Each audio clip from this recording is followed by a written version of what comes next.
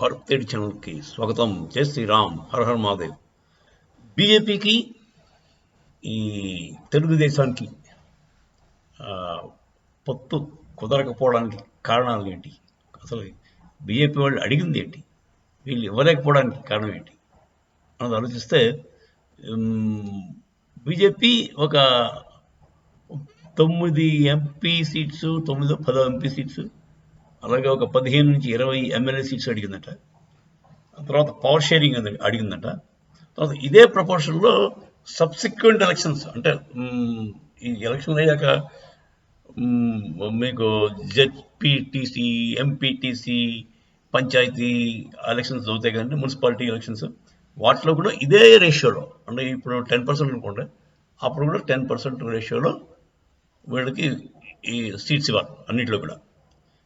ఆ తర్వాత power sharing, ఇవన్నీ అడిగినట్టు తెలుస్తుంది. కానీ మరి ఇవన్నీ చంద్రబాబు నాయుడు గారు ఇవ్వలేక పవర్ షేరింగ్ అసలు అతనికి కిట్టదు. తర్వాత ఏమో ఇన్ని ఎమ్మెల్యే ఎంపీ సీట్లు కూడా ఇవ్వడానికి ఇష్టం లేక అతను మాట్లాడకుండా వచ్చేసాడు. అది నిన్న జరిగింది. అంటే ఒప్పందం జరిగిందా లేదా అని చెప్పడానికి లేదు, వాళ్ళు అడిగింది ఇది, ఈయనేమో ఏం మాట్లాడకుండా వచ్చాడు.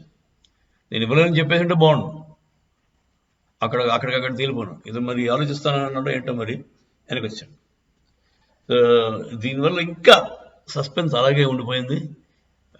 జరుగుతుందా, పొత్తు కుదురుతుందా లేదా అన్నది ఇంకా మీమాంసలోనే ఉంది.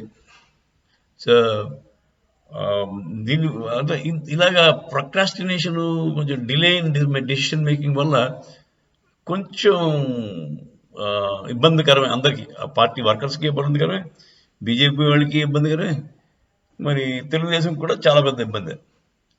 ఏదో కరాఖండిగా చెప్పారు ఉందా లేదా అని, మరి ఎందుకు ఇద్దరు చెప్పట్లేదు అర్థం కాలేదు. ఇప్పుడు బీజేపీ అయితే చెప్పేయచ్చు వాళ్ళు మాకు లేదని ఓపెన్గా, కానీ వాళ్ళు చెప్పట్లేదు. అంటే వాళ్ళు ఇంకా వెయిట్ చేస్తారా? బాబు ఇంకా ఇంకొక టైం ఇస్తున్నారు బాబుకి. ఇప్పుడు బాబు అడిగి ఉండొచ్చు, ఇంకా కొంచెం టైం కావాలి. So maybe that's the reason ఇద్దరు బయటకు చెప్పట్లేదు. 5వ తారీఖు తర్వాత బయటకు వచ్చేస్తుందని చాలామంది అంటున్నారు.